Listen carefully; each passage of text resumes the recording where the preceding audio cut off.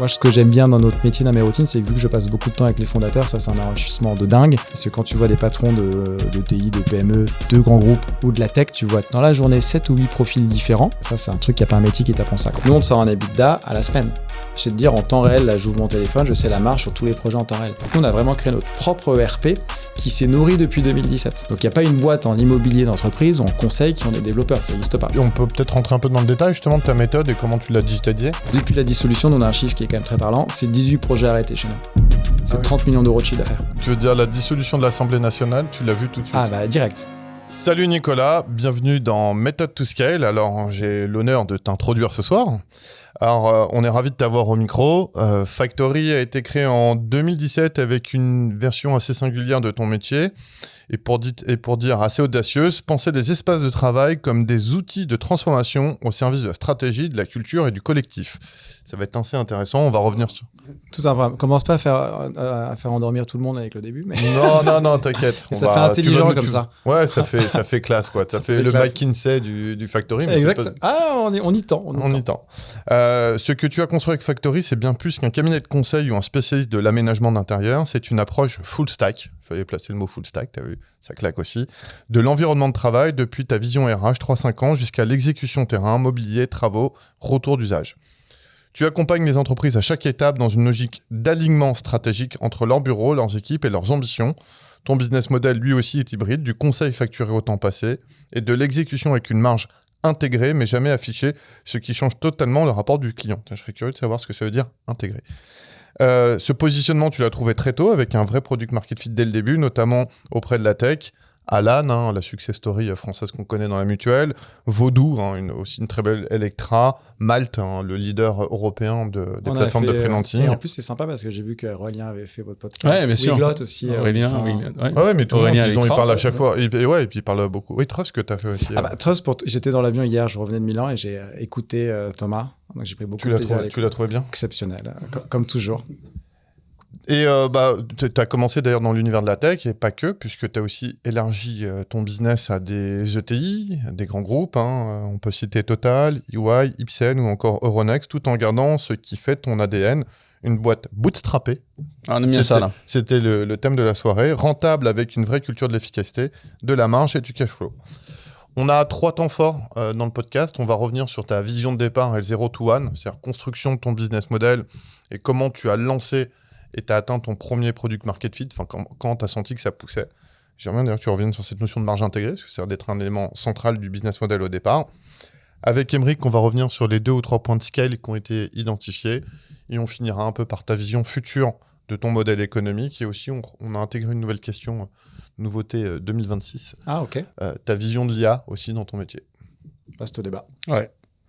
Et on commence avec ton parcours déjà, comment tu as arrivé, parce qu'en fait, de mémoire, je crois que tu n'as jamais été salarié en plus, non? Non, moi, j'ai jamais été salarié, j'ai jamais eu une fiche de paye, donc c'est assez particulier. J'ai fait une école de commerce et rapidement, donc j'ai créé une première boîte dans l'immobilier, un peu par hasard.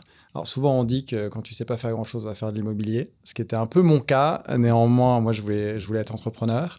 Donc, j'ai fait la même école de commerce que Thomas, l'EDC. Là, on s'est rencontrés et j'ai rapidement monté une première boîte dans le conseil en immobilier d'entreprise. Donc, vous connaissez les brokers, les grands noms de la place, etc. Et donc, je m'occupais uniquement de la partie conseil, recherche, signature de bail ou d'acquisition pour des clients. Sur Paris ? Sur Paris.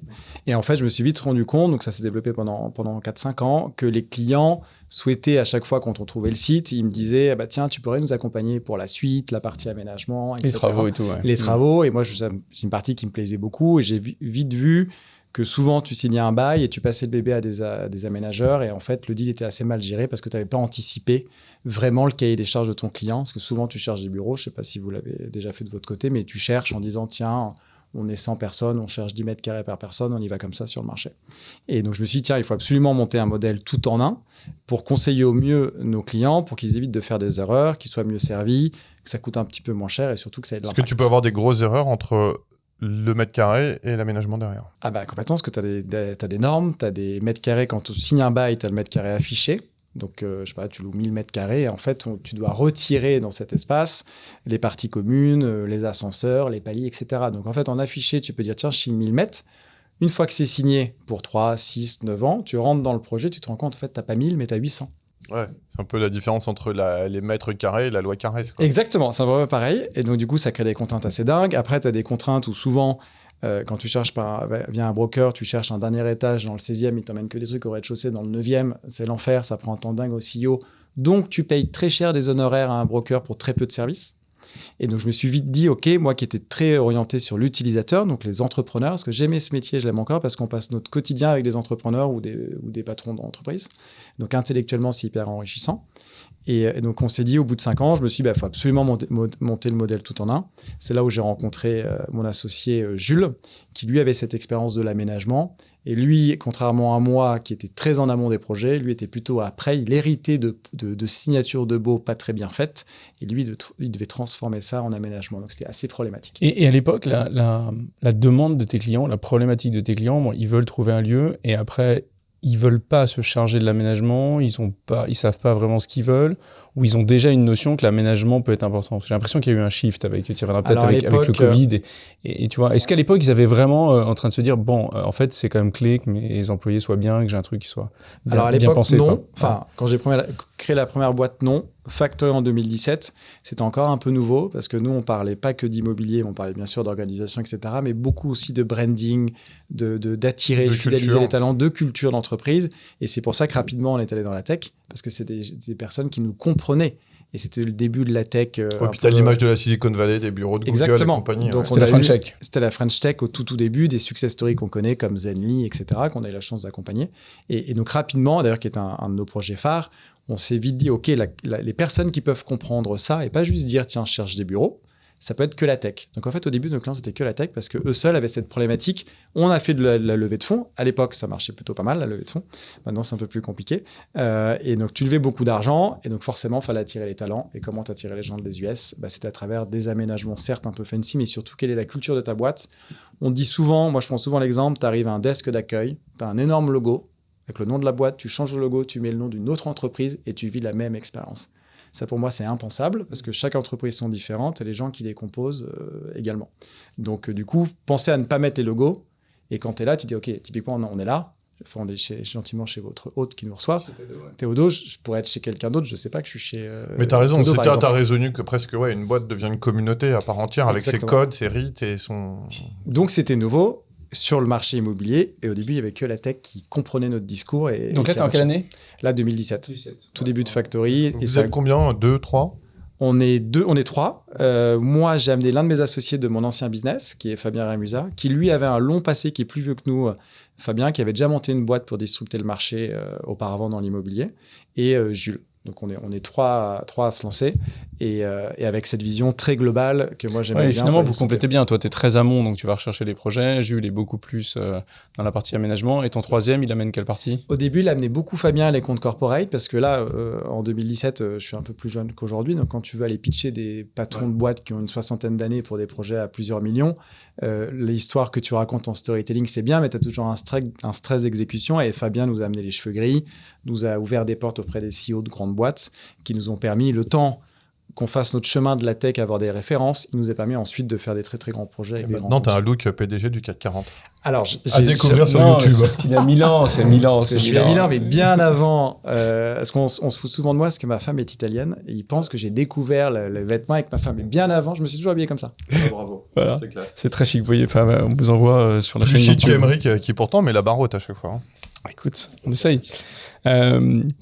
Ce qui est intéressant, ce qu'on a envie de creuser avec toi, avec Julien, on s'est dit aujourd'hui, c'est que tu as un métier qu'on peut penser difficilement scalable, parce qu'en fait, c'est les projets. Tu vois, les clients ne vont pas te demander 4-5 fois de faire un siège. Alors après, ça dépend, ils peuvent avoir beaucoup d'endroits, mais on va dire qu'un projet est un peu unique.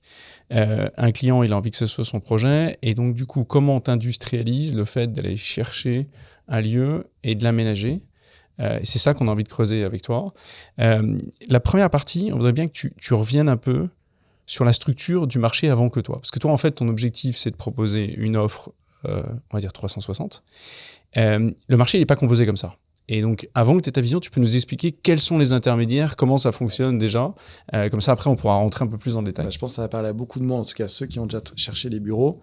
Dans l'ancien monde, avant qu'on disrupte un peu, et encore un peu aujourd'hui, bien sûr, parce qu'on ne prend pas toutes les parts de marché, Vous cherchez des bureaux, vous appelez un broker, donc tous ceux qu'on connaît. Donc, broker, Comme un agent IMO, quoi, qui va te trouver des un bureaux. agent IMO, donc des boîtes comme JLL, CBRE, enfin tous les grands brokers anglo-saxons qui sont présents dans le monde entier, ou BNP, ce genre de boîte. Tu dis, je cherche ces fameux, on est 100, on est 50, ils multiplient par un nombre, souvent 10 mètres carrés, et tu vas sur le marché, seul avec ta mobilette, il te fait ouvrir plein de portes et tu signes ton fameux bail, qui est pour moi pas forcément bien conseillé parce que tu n'as pas pensé réellement ce que tu allais faire à l'intérieur et pour combien de temps tu allais le faire. Ensuite, une fois que tu as fait ton broker, tu signes ton bail, boum, tu prends un architecte. L'architecte, il va surtout te faire un truc très beau avec des moodboards, mais il va moins s'intéresser à l'organisation de ton entreprise. Une fois qu'il t'a fait ton concept, ses moodboards, lui, c'est pas chiffrer les travaux. Donc, il va passer ça à un chiffreur ou à un agenceur. Non, il va faire un appel d'offres avec 50 boîtes, donc ça s'appelle des lots séparés. Et là, tu te trouves avec le plombier, l'électricien, le machin, le truc. Donc là-dedans, tu n'as aucune obligation de résultat de la part des prestataires que je viens de citer. Ensuite, si tu as encore un peu d'énergie, donc tu as les travaux qui commencent, toi tu es en front avec toutes ces entreprises, l'architecte il n'est plus trop là parce qu'il n'a pas l'obligation de résultat. Ensuite, si tu as un peu d'énergie, tu dois trouver une boîte qui te conseille et te vend le mobilier de bureau. Mais juste à l'étape d'avant, tu aurais pris quelqu'un pour organiser tous ces différents corps. Alors tu maîtrise d'ouvrage, peux trouver effectivement des AMO qui eux aussi n'ont pas d'obligation de résultat. Eux, ils t'emmènent un projet A vers un projet B. Mais tu es déjà à 5 interlocuteurs, j'ai compté. Tu es déjà à 5 interlocuteurs et lui, son sujet, c'est pas forcément ce que veut faire le CEO, la strat de la boîte, il s'en fiche. Nous, ce qui nous intéresse, c'est comment tu crées la strat immobilière liée à la stratégie. Et puis tu n'as aucune vision dans tout ça, à part celle du CEO qui a jamais fait ça de sa vie. Quoi. Exactement. Donc tu peux prendre des AMO qui tu veux, mais à la fin, tu as quand même ces 5-6 points de friction d'interlocuteurs. Et donc le mobilier de bureau, et si te reste un peu d'énergie, tu reprends un peu d'architecture d'intérieur pour rendre le truc fancy. Donc c'est que 5 à 6 à 7 points de friction pour in fine avoir un projet qui est plus long, qui te coûte plus cher, où tu n'as personne qui est responsable de rien, et à la fin tu te retrouves avec un bureau qui ressemble à celui de ton voisin. Ouais. Ça, c'était le marché. Et tu es sûr que ça a dérapé. Et tu es sûr que ça a dérapé en temps et en argent, parce que personne n'est engagé sur rien. Donc, tu as payé beaucoup d'honoraires et donc à la fin, c'est... Sans compter le temps passé du CEO, que tu n'as pas compté là-dessus. Sans compter le temps passé. Et donc, à la fin, au-delà du fait que c'est... Oui, temps perdu. Au-delà du fait que c'est plus long, c'est plus cher. À vivre, c'est une expérience qui est l'enfer total pour le CEO. Il y a déjà eu des échecs retentissants? Alors ça, on les connaît. T'as déjà vu quand même des gros flops? Il les cache un peu, mais t'as eu des flops où t'as des gens qui ont signé des baux, où ensuite ils pouvaient pas mettre les gens parce que d'un point de vue norme, t'as aussi des normes d'évacuation en cas d'incendie. Et donc, tu peux dire, tiens, parce que tu as deux normes. Tu as une norme du travail où c'est un nombre de sanitaires, un sanitaire pour 10. Après, tu as les normes incendie. S'il y a le feu, combien de personnes peuvent évacuer? Malheureusement, c'était un sujet dont on a parlé récemment. En fait, exactement. Et donc, ça, avant, c'était pas très bien checké. Donc, tu signais ton bail, mais en fait, nous, il y a marqué 1000 mètres, on peut en mettre 100. Et quand tu creuses, en fait, tu peux en mettre que 50. Donc, il y a eu des cas dans le passé où tu as des grandes boîtes qui ont mal analysé. Et tu as encore le cas aujourd'hui qui font des cahiers des charges pour prendre 30 000 mètres carrés. Ils se rendent compte qu'en fait, qu'ils manquent 15 000. Donc ça, c'est beaucoup avant. Après, on arrivait avec notre nouveau modèle et ça l'est encore beaucoup aujourd'hui. Parce que tout le monde ne nous connaît pas, etc. Et donc, tant que tu n'as pas vécu le sujet, c'est compliqué de te rendre compte de ce marché. Donc ça, c'est quand même assez problématique. Donc ça, c'est ta vision. Donc ça, c'est le constat de départ du marché. Et là, tu te dis, il faudrait que je prenne la responsabilité du projet pour le maintenir. Mais du coup, à l'intérieur de ce projet, comment tu le découpes et tu t'assures que tu as quand même, toi, une certaine productivité pour pas déraper, etc. Parce qu'en fait, sinon, tu peux faire le même métier que les autres en coordonnant, mais c'est toi qui prends la responsabilité. Donc, comment tu structures ça? Et évidemment, on va pas mal parler, parce que là-dedans, c'est toujours la même chose. Hein, c'est les people, les process et les outils. Vous avez de l'expérience là-dessus, parce que Jules fait l'aménagement, mais c'est quoi votre parti pris? Peut-être, déjà, à qui vous voulez parler? Toi, tu te dis au départ, je veux parler au COMEX. Alors, ton interlocuteur, c'est pas... Toujours interlocuteur CEO COMEX, parce que pour nous, c'est là où il faut être accroché en discours par rapport à ce que nous, on veut raconter. Parce que nous, tu vois, notre modèle, c'est pas d'aller faire des call centers à la défense. Ouais. Nous, on veut faire des projets à ambition et avoir de l'impact. Et à travers l'immobilier, que ce soit pas juste un poste de coût, mais que ça permette de transformer la boîte. Attirer les talents, les fidéliser, créer du contenu dans des espaces, etc. Et qu'elle incarne la marque, etc. Et donc, du coup, nous, c'est notre target CEO, COMEX, donc avec un vrai discours Ouais, donc c'est-à-dire que tu adaptes ton discours déjà. Tu adaptes ton discours, parce que là, je ne parle surtout pas de solution. Ouais. Alors que les autres, vous avez remarqué, ils sont tout de suite dans la solution. Ouais, toi, tu parles du why de sa boîte. Moi, c'est d'abord, et j'ai passé beaucoup de temps avec des CEO de boîte tech, où je m'assois dans leur bureau au premier rendez-vous, on prend un whiteboard, tu m'expliques ta boîte. Pour que je la comprenne, d'où tu viens, où tu veux aller, qu'on s'imprègne, on prend la casquette, pour ensuite te dire, OK, ta feuille de route, ça va être celle-ci, on va trouver telle typologie d'immeuble, et ce qu'on va te mettre après, ce qu'on va te créer, ça va être ça. Il faut que ça ressemble aussi au CEO, d'ailleurs, même. En termes de personnalité. Exactement, donc ça, on passe beaucoup de temps avec le CEO, et plus la boîte est... Non, et plus les clients sont importants, plus il y a le COMEX, plus on voit de monde. parce que tu vous doutez bien que Total, c'est pas le projet que du CEO. Et pour venir sur ton point, donc on s'adresse au COMEX, et ensuite, nous, on a beaucoup internalisé. C'est-à-dire que là où on parlait des 5-6 points de friction, nous, nos architectes, nos experts, que ce soit immobilier, travaux, design, tout a été internalisé dès le départ. Ouais. Mais je vais revenir sur cette notion de parler au COMEX, parce qu'en fait, tu fais d'un sujet qui pourrait paraître annexe ou connexe ou moins important, pas cœur de métier. Toi, tu le ramènes en disant non, en fait, attends, d'abord, je vais comprendre ta strat parce que pour bien t'aider, donc en fait, tu as quand même un mini cabinet de strat à l'intérieur et tu faisais la blague tout à l'heure, je voudrais me rapprocher des gros cabinets de conseil. Ce qui m'a impressionné dans notre discussion, c'est que finalement, tu descends très vite dans des KPIs. Tu veux définir avec eux, c'est quoi votre taux d'occupation, combien vous voulez avoir de personnes, c'est quoi le nombre de postes. Toutes ces discussions qui sont beaucoup plus de la compréhension de la stratégie de la boîte que finalement de j'ai besoin d'un endroit, j'ai besoin de 10 mètres carrés. 200 postes, ouais. Exactement, on est dans cette réflexion très en amont et après, bien sûr, tu le rends en solution très technique, très bas, ok, comment on va te créer une salle de réunion. Mais nous, c'est ça qui nous passionne. Comment, à travers des ateliers, des moments passés avec ces dirigeants, comment tu vas comprendre la strat. Je vais racheter une boîte, je sais pas, je vais enlever 20% de mes effectifs parce que je vais shifter sur des objectifs des effectifs à travers l'IA qui vont tout chambouler.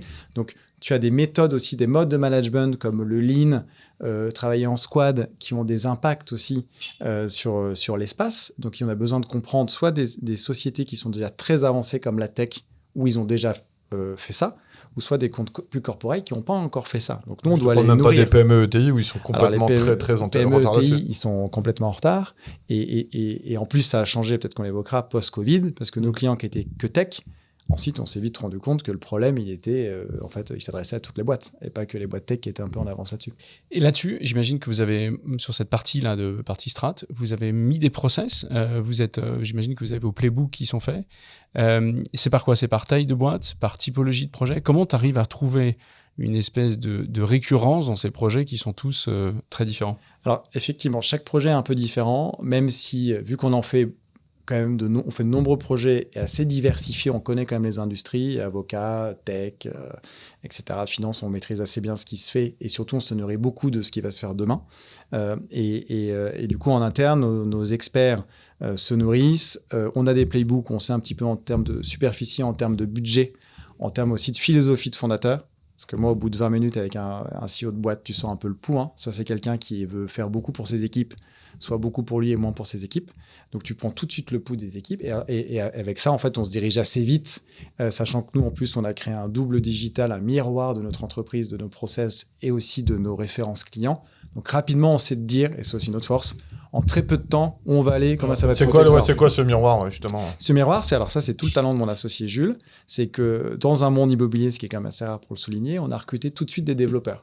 Alors, deuxième partie, la tech, ouais. La tech qui n'existait pas avant, hein, donc dans nos métiers, et des développeurs, ils n'étaient pas au service de nos clients, ils étaient au service de nous, clients internes.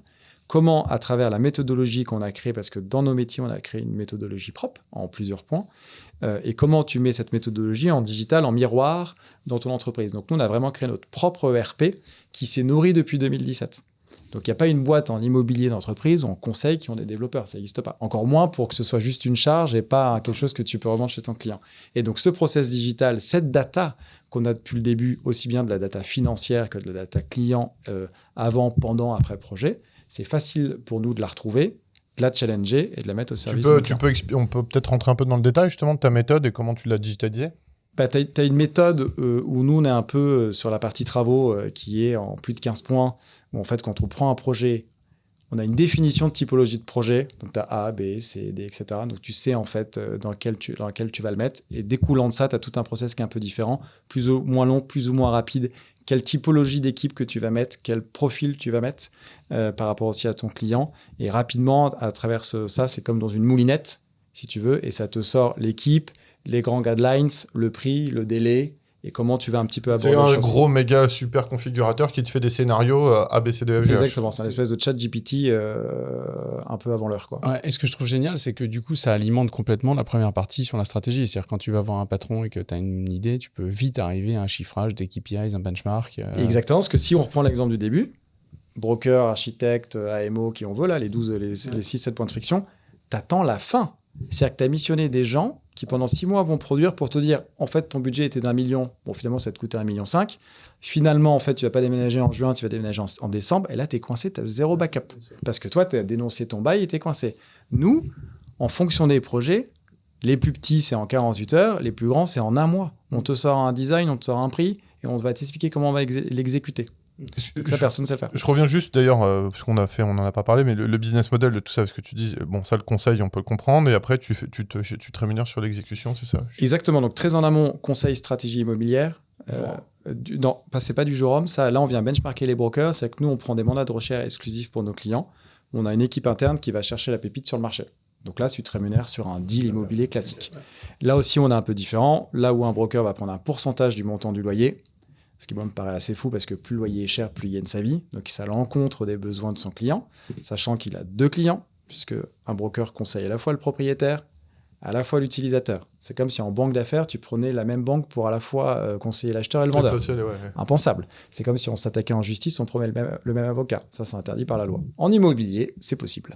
Et donc, nous, on s'est dit, non, on ne veut pas être en conflit d'intérêts. Et donc, nous, on va se faire rémunérer uniquement par le client locataire, utilisateur. Et en plus, on ne va pas prendre un pourcentage du loyer, on va se mettre en success fee.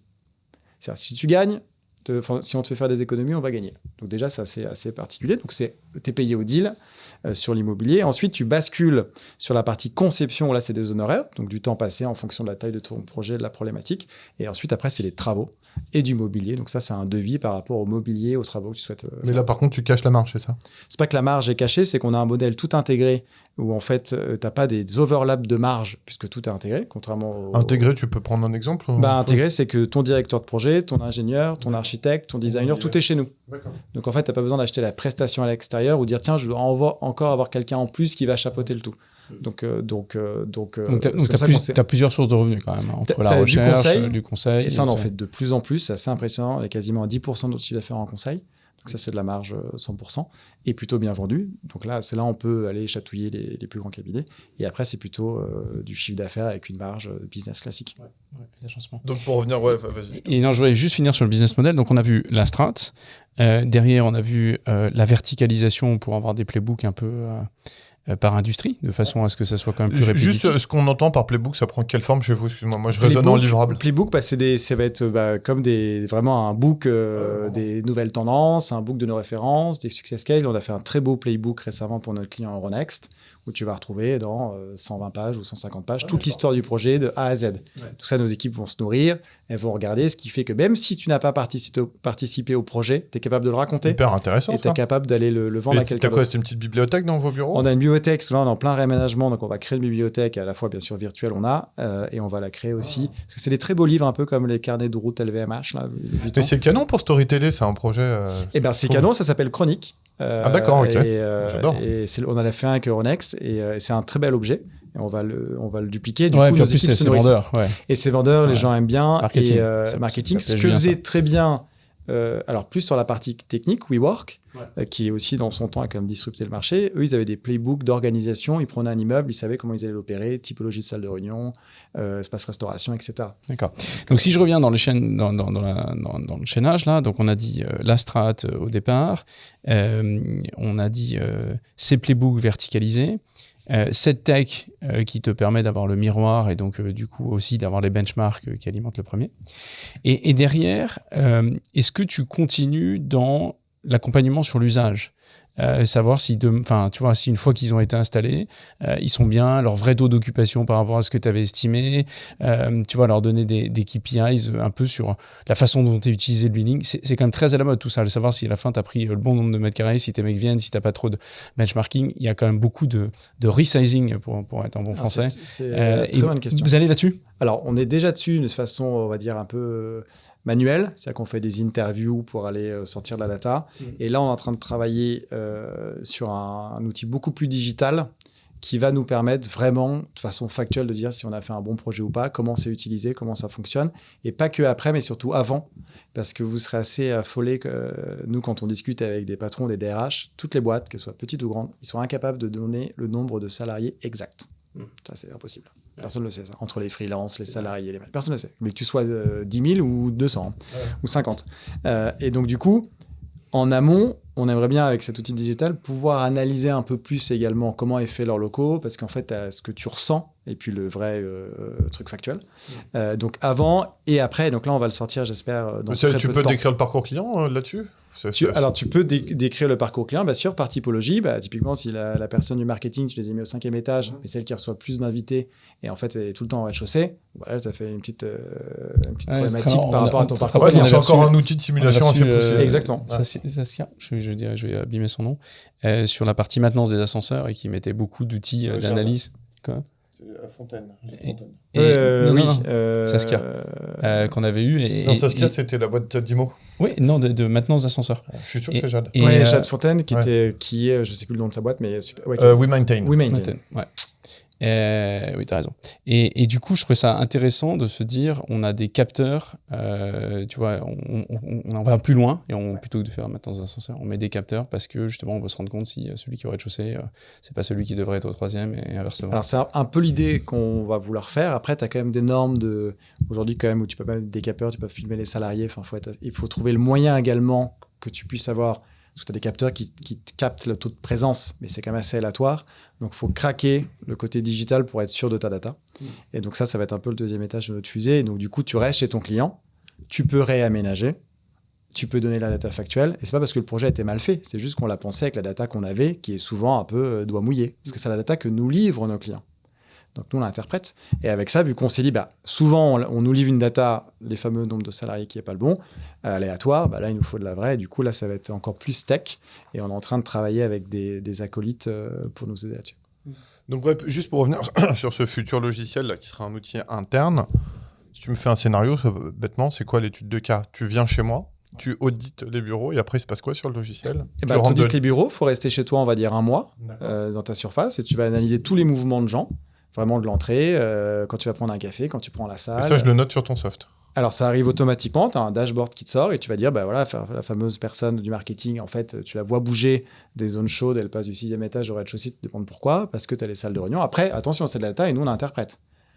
Nous, ce qui est très important, et on en reviendra peut-être aussi avec l'IA, tout ce côté digital, nous, c'est pour mieux servir le client. C'est pas pour remplacer ou... oui, c'est ça. Il y a toujours nous de la matière grise tes collaborateurs en interne. Et du coup, à travers ça, tu vas pouvoir mieux comprendre vraiment l'usage et ce que font les gens dans le bâtiment. Et ce qu'ils sont là aussi. Parce qu'aujourd'hui, on est incapable de savoir s'ils sont là parce qu'il y a la théorie de la veste ou la personne un peu la vieille théorie de la veste chez EDF, là, ou SNCF, où le mec, il met sa veste, mais il a un deuxième job.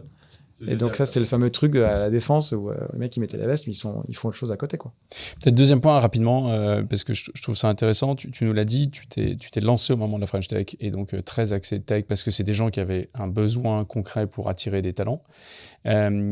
Tu pivotes un peu et tu vas vers des plus grands comptes. Julien mentionnait des boîtes du CAC 40 et des gros comptes. Comment on arrive à gagner cette crédibilité? Parce que quand tu es très dans un écosystème, très tech et tout, tu es perçu comme ça, j'imagine. Comment tu gagnes cette crédibilité pour aller chercher les grands comptes? Alors nous, il y a eu un tournant, parce qu'effectivement, on était très étiqueté tech. Et en fait, il y a eu pendant le Covid, on a eu Total, qui nous ont appelés et on a eu la chance de créer la Total Digital Factory. Donc, de nombreuses grandes boîtes ont ces types d'entités. Et on a installé rue des Jeuneurs sur 5000 m², 500 talents tech de Total qui sont censés travailler, avoir un impact dans tous les métiers de Total en mettant du digital. Et donc, du coup, premier client grand compte, même si on avait fait un peu avant un grand groupe d'assurance qui était Vive, etc. Mais vraiment, premier gros projet. Et donc, on les a attrapés à travers le digital parce qu'ils venaient chercher chez nous notre capacité d'innovation, mais surtout notre capacité de comprendre ces nouveaux talents qu'eux-mêmes n'avaient jamais embauchés. Ouais.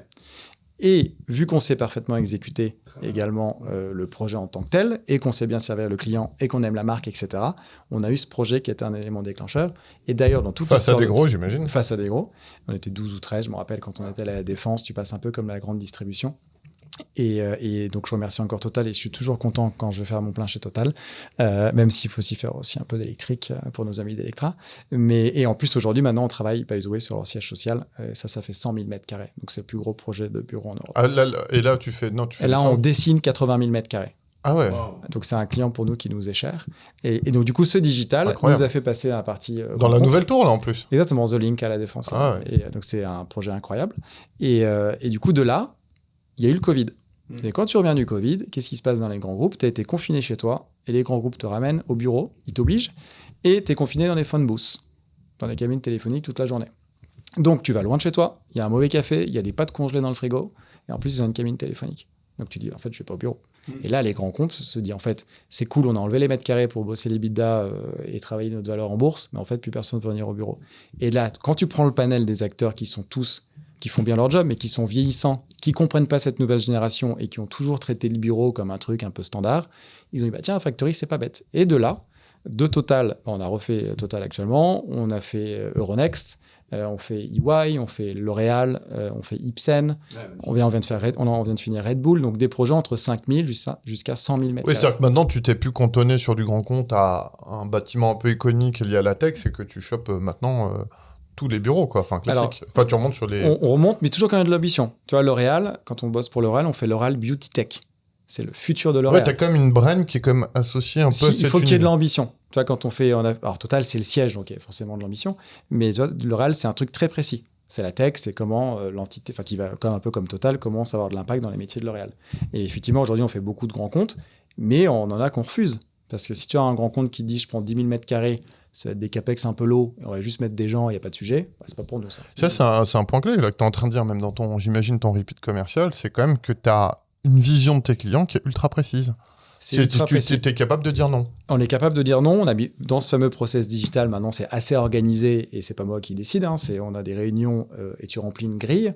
C'est quoi, une grille de scoring, ça prend Une quelle grille forme? de scoring, tu remplis ton cahier des charges, ça te sort une note. Oui, non. Oui, alors la note qui te dit oui, non, et après, c'est appréciation.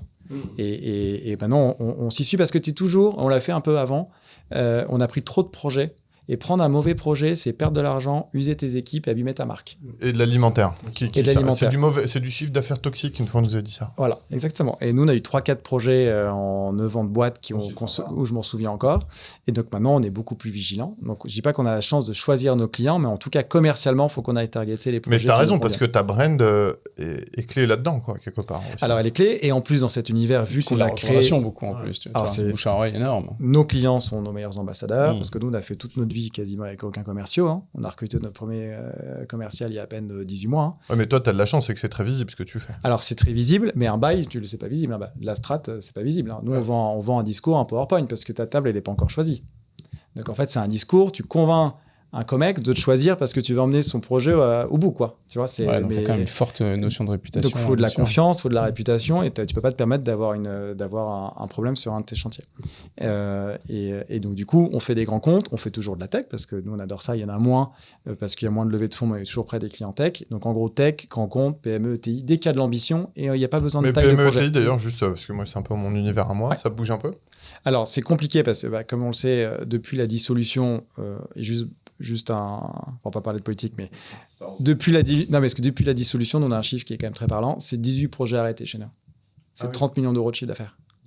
Tu veux dire la dissolution de l'Assemblée nationale, tu l'as vu tout de suite? Ah bah direct. Parce que les gens, vous le savez, ont été frileux, l'incertitude, et qu'on a encore d'ailleurs la même gadoue là. Et donc du coup, donc nous on a de la chance parce qu'on a d'autres clients, mais donc on parle pas assez des PME, je trouve aujourd'hui, qui galèrent parce qu'il y a des mauvaises décisions politiques.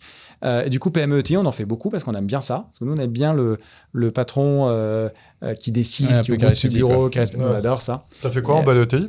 En belle ETI, on a fait une très belle ETI qui s'appelle Maioli, dans l'industrie pharmaceutique, une super boîte qu'on adore et qui me donne une très grosse boîte qui ont racheté d'ailleurs Smecta, Ipsen, qui est une très très belle boîte. D'ailleurs, on a fait leur siège à Paris, on a fait leur siège à Milan. Ça, c'était une très très belle ETI qu'on a aimé suivre. On a fait une très belle boîte dans l'assurance qui s'appelle Finaxi, très belle ETI qu'on a accompagnée. Il y a des... Île-de-France. Ouais. Nous, nos projets sont à 98% Île-de-France, voire 75-92. Donc ça, c'est des très très belles boîtes. On prend du plaisir. Et Italie, on a eu des passerelles entre les deux pays. Et Italie, on a ouvert en janvier 2025. Donc ça, en fait, si tu veux, c'est l'étage d'après de la fusée parce que on va y arriver, magnifique, parce que vu que nous, on a plutôt une volonté, c'est notre credo, de devenir le référent du marché, pas le leader. Ça, c'est hyper important chez nous. Tu peux faire la nuance entre les deux? J'aime bien cette expression. La référence, c'est ce que tu évoquais tout à l'heure. En fait, on ne prend pas tous les projets alimentaires.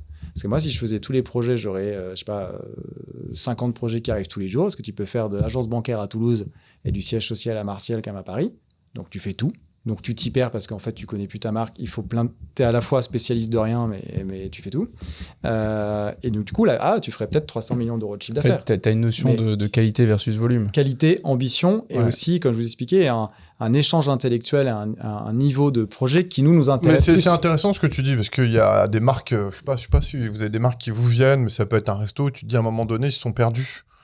Parce qu'ils se sont dispersés dans des trucs qui faisaient un non-sens total, quoi. Je sais plus, il y avait Bic qui avait fait des parfums, enfin, je sais pas, c'est celui qui me vient en tête. Tu te perds. Et du coup, ta marque, elle est allée flinguer, quoi. Moi, ce qui me marque vachement, c'est finalement l'exigence que tu mets dans la sélection de tes projets. Alors, tu vas me dire, tu t'imposes un choix, de choisir pour construire progressivement ta marque, parce que tes bons projets vont t'amener à des projets qui sont meilleurs, etc. Et qu'il suffit d'un mauvais projet pour que ta réputation... voilà. Donc, il faut que tu sois très, très exigeant. D'où le rôle de la techno dans ton métier, dans ton entreprise. De la formation des équipes, de la seniorité. Nous, il y a très peu de personnes qui quittent Factory. Quand ils partent, c'est combien de collaborateurs Nous, on est 100 à Paris D'accord. et une dizaine en Italie. Et à travers le digital, on est aussi moins nombreux que nos concurrents. Et donc, ils sont tous des experts, ils sont tous très attachés à la boîte. Et surtout, ce qui nous rassemble tous, c'est que nous, on est passionnés, pas par l'immobilier, on est passionnés par le client. Et dans cette industrie, le client, il est oublié. Pourquoi ? Parce qu'il le voit uniquement comme la personne qui garantit un cash flow de loyer à un propriétaire. Donc, il est mal servi. Et nous, en fait, on s'attache... D'ailleurs, le client, il se trompe de client souvent, parce que ça va être comment t'appelles ça, facility manager ou ce gars-là. Toi, tu parles au patron. Moi, je parle au patron qui va payer tous les mois son loyer. Et aujourd'hui, le marché est fait, les brokers, comme je vous l'évoquais, en fait, le client, c'est plutôt le propriétaire qui les alimente. Une boîte, il les voit tous les 6 mois. Et donc, dans cette logique, le marché avançant, et en fait, on se rend compte que le business est en train d'évoluer, les gens s'intéressent un peu plus au client. Mais dans l'ADN des gens, le client n'a pas le même signification. Toujours la même chose. Et dans franchement, c'est le leitmotiv. Ouais, mais là, on parle quand même de millions d'euros d'investissement. Tu vois, tu vends pas trois Apple, quoi. Non, c'est le deuxième coût récurrent après les salaires. C'est énorme. Immobilier. Et c'est des je sais pas, les projets, si tu peux donner un range de projets chez vous sans citer les clients. Non, monsieur, mais nous, en range travaux, tu vas te balader entre 500 € et 1500 € du mètre. Ouais. Tout dépend comment est livré ton bâtiment, neuf, pas neuf. Oui, c'est ça, parce que t'as pas de gros travaux, parce que pour ce prix-là, t'as pas. En fait. Nous, 1500, tu verrais ce qu'on fait. Parce qu'en fait, nous aussi, on a une méthodologie que j'évoquais qui est assez particulière parce que nous, on a une méthodologie d'achat. On a tout industrialisé, on est en direct avec les usines. Donc, nous, on est hyper pertinent en prix versus nos concurrents. Ouais. Et, parce que pour le particulier, tu n'es pas du tout à ce prix-là. Non, tu es plutôt entre 1500 à 4000. Ouais, 4000. Mais nous, on a aussi des échelles de mètres carrés qui fait qu'on très industrialisé. On achète moins cher, on industrialise. Et pour le même coût chez nous, tu auras un truc beaucoup plus sur mesure que du standard chez un concurrent. Et après, tu as le mobilier, on va dire. Et le mobilier, c'est aux alentours de 2500 € par personne qui compose ton desk, tes salles de réunion, etc. Tu peux vite te retrouver entre 500 000 jusqu'à 30 millions. Quoi. Et vous allez dans les trucs un peu plus techniques qui est finalement l'agencement avec, j'imagine qu'avec tout ce qui est la tech, le Wi-Fi, les visios, etc. On fait tout. On ne te vend pas les télés, mais on fait tout. On dessine tout chez nous en interne, très important. Toute la technique est dessinée chez nous, donc on maîtrise tout de A à Z. J'ai une start-up en face de mes bureaux là, qui s'appelle Au Sol aussi. On discute. C'est Maxime. Ouais. Très sympa. On les a mis chez Ipsen. D'accord. Très sympa, Maxime. Tu veux faire conclusion ou troisième partie? Ouais, conclusion. Hyper intéressant, et si un jour j'ai l'occasion, si c'est permis, j'aimerais bien visiter tes bureaux. Moi, j'aimerais bien voir comment c'est organisé. Plaisir, parce qu'on organisera avec. C'est hyper intéressant que tu viennes, parce que nous, on est à Saint-Ouen, qui est un gros parti pris, parce que nos concurrents sont tous dans le 8e avec parquet, moulure, cheminée. Nous, on est parti à Saint-Ouen donc en 2017. Donc à l'époque, je me rappelle quand on signe l'immeuble, la une du Parisien, c'était Saint-Ouen, plateforme de drogue. Ouais. Mais c'est quoi, près du marché Biron et tout là, tous les... Non, c'est ligne 14, oui. C'est vraiment à 200 mètres. Et à l'époque, on nous disait déjà que le métro allait arriver. Bon, ça a mis 9 ans. Mais là, il est là, donc c'est trop bien. En 5 minutes, 7 minutes, t'es à Saint-Lazare. Et on a 1300 mètres carrés. On a créé un truc très sympa qui est un restaurant qui est dédié à nos salariés, où c'est gratuit. Nous, on paye pour que nos salariés soient servis à table, 3 entrées, 3 plats, 3 desserts, que des produits frais en circuit court, comme dans un vrai restaurant.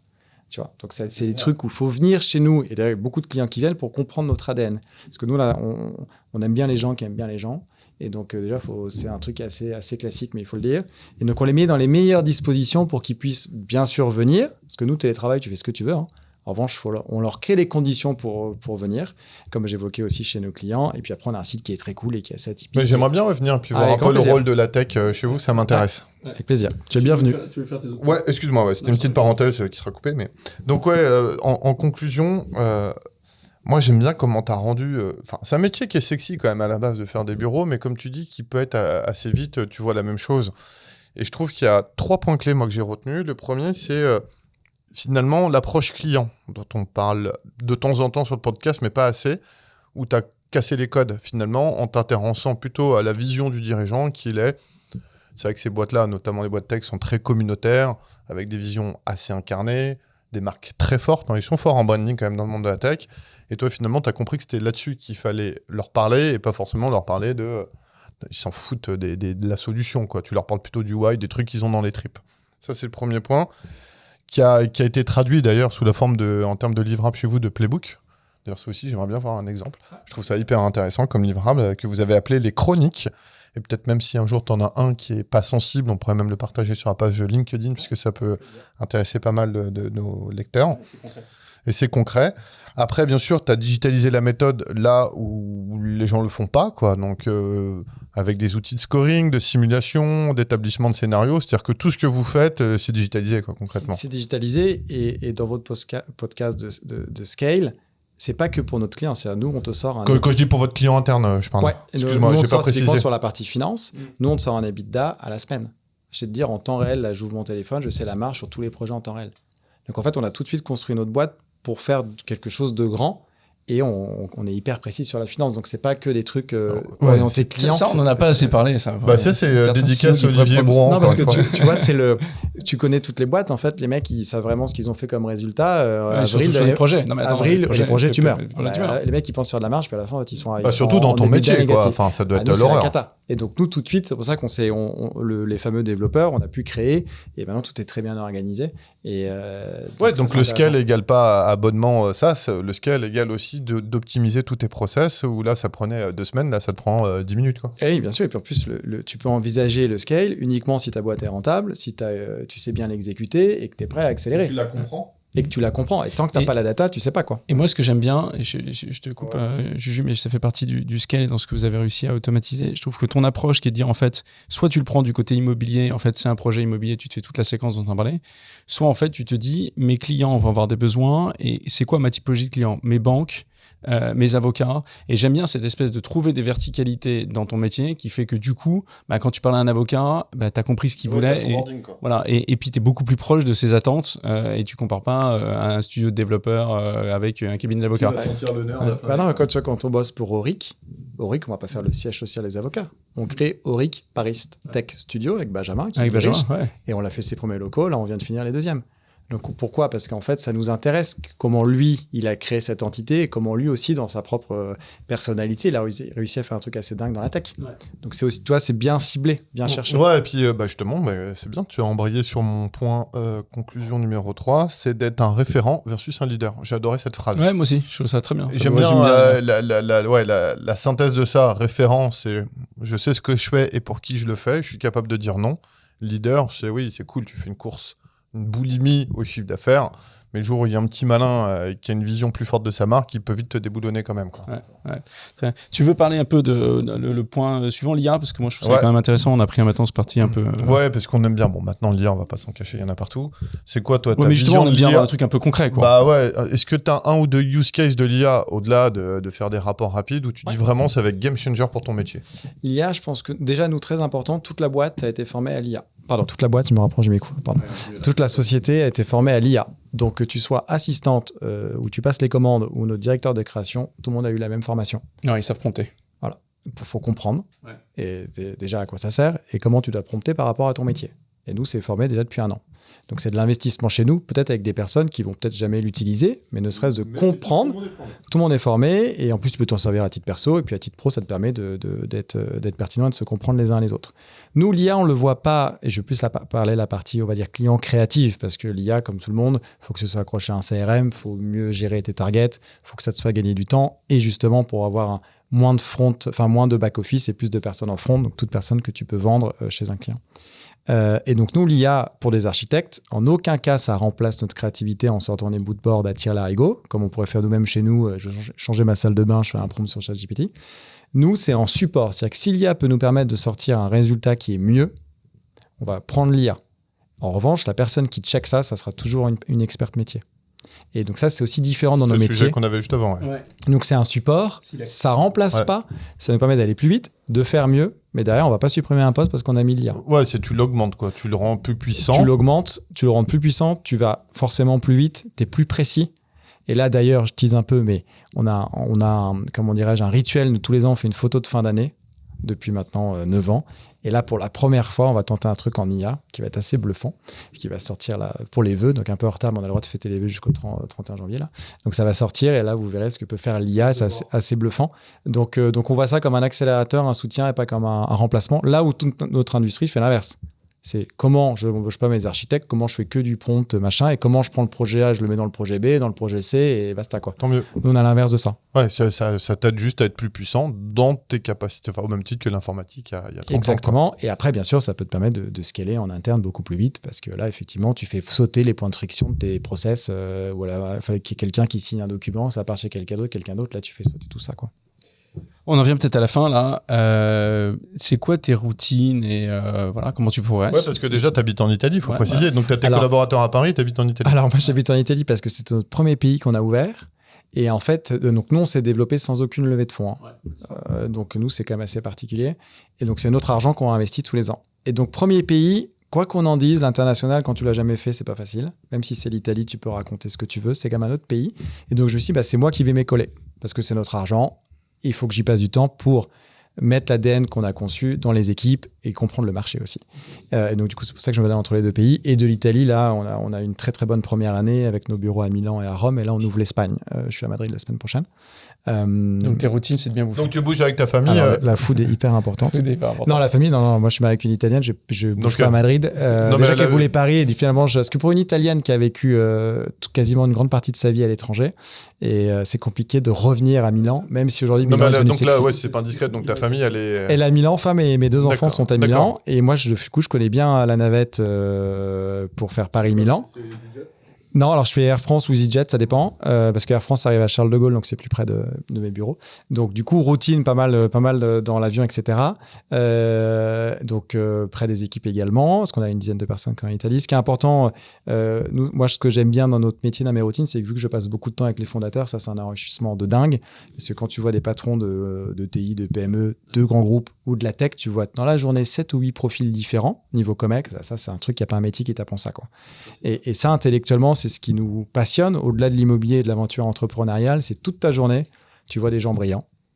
Donc ça, c'est quand même un truc assez dingue. Et dans divers métiers. Et vu que nous, en plus, on doit creuser le métier pour créer une organisation qui colle à ça et qui leur permet de plus performer, en plus, tu creuses toutes les thèses. C'est génial, donc c'est un truc, j'ai jamais connu un métier comme ça, moi. Donc c'est assez extraordinaire.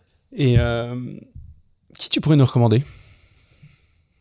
Qui je pourrais vous recommander? Un entrepreneur que tu aimes bien, que tu admires, un peu emblématique. Alors moi, j'en ai... Une femme, ouais. Ouais, non, mais on peut... je dirais alors qui est pas trop visible, mais moi que j'adore, qui s'appelle Jean-Nicolas Vernin, qui est pour moi, mais de loin, le meilleur. Pourquoi? C'est lui qui est le patron de Maioli. Ouais. Et il a aussi une aventure incroyable dans le gaming, parce qu'il avait monté Madbox, et là, il a monté un nouveau projet qui s'appelle Opus Major. Ouais, et génial. J'ai la chance de le rencontrer parce que c'était notre client. Et il est incroyable. Tu peux nous faire l'intro? Alors, je peux te faire l'intro, je te garantis pas qu'il vienne, parce qu'il est un peu comme certains, il est un peu en dehors des radars, mais c'est le meilleur que j'ai rencontré. Il pourra passer beaucoup de temps avec beaucoup de personnes autour du whiteboard. Lui, c'est number one, mais by far. Number one. Eh ben, écoute, on espère, hein. En tout cas, c'est... Merci. Allez, Merci beaucoup, merci. Nico. Merci à vous, vraiment c'était top. très sympa. Super.